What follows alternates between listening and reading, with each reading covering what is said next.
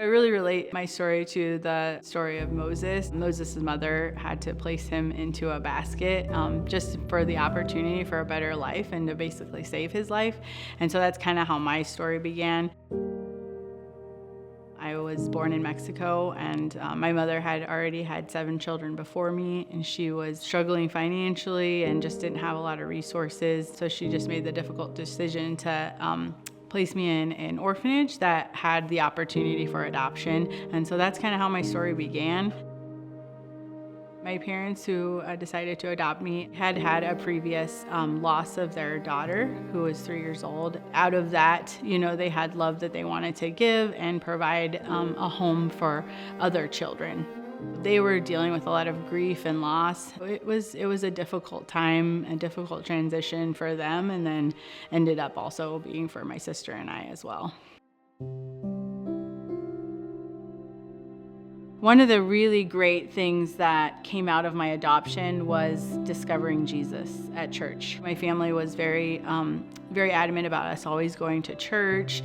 That was always my safe and beautiful place in my life, is going to church and being with my family in that setting. But despite our adoptive family being so involved with church, we still had a lot of struggles.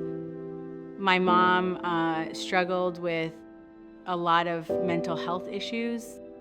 I remember her sometimes just kind of crying, and she would just be like, we just need to talk to God. We need to pray about this. And I think that was very important for me to learn.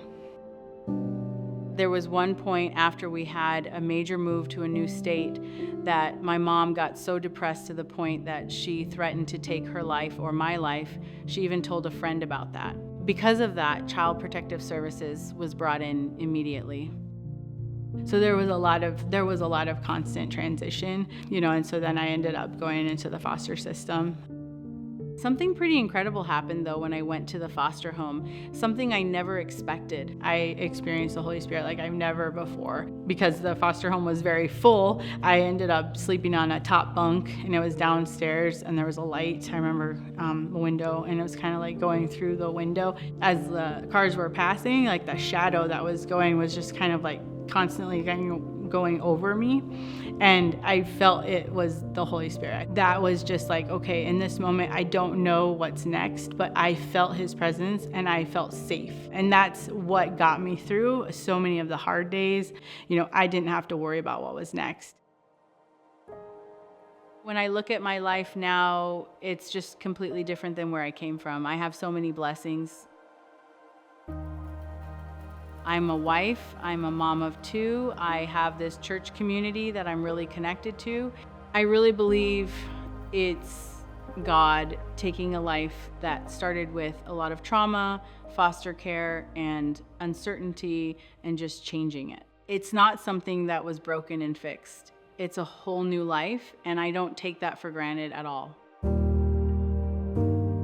God just wants you to know that He is right next to you. He's seen everything that you've been going through. He hears your cries, and He holds every tear that you have. He's been with you through every part of this journey, even when you didn't know what was coming next. And He's going to use your story to bring hope to others.